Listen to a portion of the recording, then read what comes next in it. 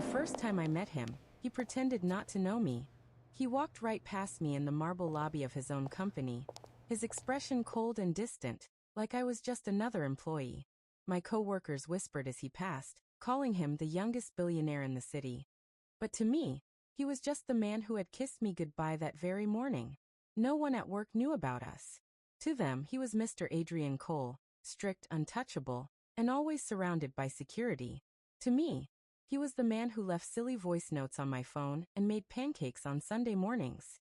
We were strangers in public, but behind closed doors, we were everything to each other. We had met 6 months earlier at a small bookstore cafe. I had spilled coffee on his expensive suit, mortified and ready to disappear from embarrassment. Instead of getting angry, he laughed and helped me clean it up. We talked for hours that day, about our favorite books, our childhood dreams, and how exhausting it was to constantly meet people who only cared about his money. He told me he missed being treated like a normal person. I told him I had never met a billionaire before, so I had nothing to compare him to. Our connection was instant and terrifyingly real. When he asked me out, I thought it was a joke. When he kept showing up, texting, calling, and making time for me despite his impossible schedule, I realized he was serious. But there was one condition. Our relationship had to stay secret. His business partners, the media, even his own family were always watching. Dating a regular girl who worked a mid-level office job would create headlines he didn't want. At first, I agreed easily. I told myself love didn't need an audience. We had quiet dinners at hidden restaurants, late-night walks in empty parks, and weekends at his penthouse where he was just Adrian, not a billionaire CEO. He would sit on the floor with me, eating takeout and talking about how lonely his life had been before we met. But the secrecy started to hurt. At work, he barely looked at me.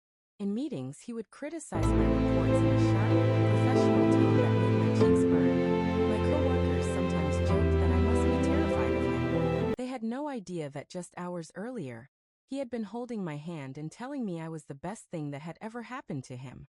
One evening, after a particularly harsh meeting, I confronted him in his penthouse.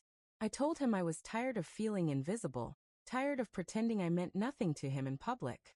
He ran a hand through his hair, frustration and fear flashing in his eyes. He said going public would bring chaos. Investors would question his judgment, tabloids would dig into my life, and people would accuse me of being a gold digger. Maybe they will, I said, my voice shaking.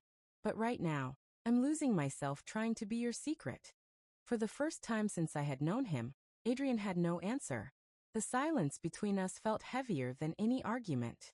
The next week at work, the company held its annual charity gala. I almost didn't go, but skipping it would have raised questions. I wore a simple navy dress and planned to stay in the background all night. Adrian arrived late, dressed in a tailored tuxedo, cameras flashing as he stepped onto the red carpet. He looked every bit the powerful billionaire everyone admired.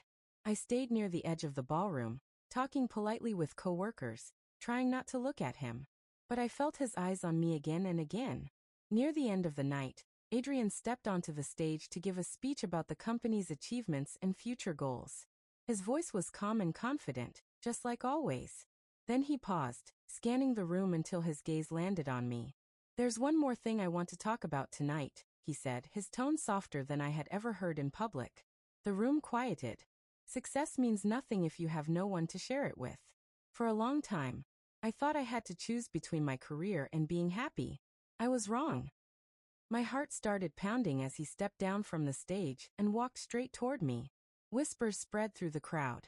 I felt frozen as he stopped in front of me and gently took my hand. "This is the woman who taught me that," he said, loud enough for everyone to hear. "Her name is Emily, and she's not just an employee, she's the person I love." Cameras flashed. Gasps echoed around us. My coworkers stared in shock. I expected panic, anger, or at least hesitation in his eyes, but all I saw was relief. Later that night, as we stood on the quiet balcony overlooking the city, he apologized for the months of secrecy and fear. He admitted he had been protecting his reputation more than protecting our relationship. I told him I was still scared of what people would say, but for the first time, I didn't feel hidden. The headlines came the next day, just like he predicted. Some people praised him, others criticized him, and a few called me names. I tried not to read, but Adrian never backed away again. He introduced me proudly at meetings, held my hand at public events, and made sure everyone knew I was there because he loved me, not because of his money. Being with a billionaire didn't suddenly make life perfect. We still argued, still struggled to balance his demanding world with my ordinary one. But we faced everything side by side, not in secret. I learned that real love isn't proven by how someone treats you in private, when it's easy and safe. It's proven by how they stand beside you when the whole world is watching. And sometimes the bravest thing a person can do isn't building an empire. It's choosing to love someone openly, no matter the cost.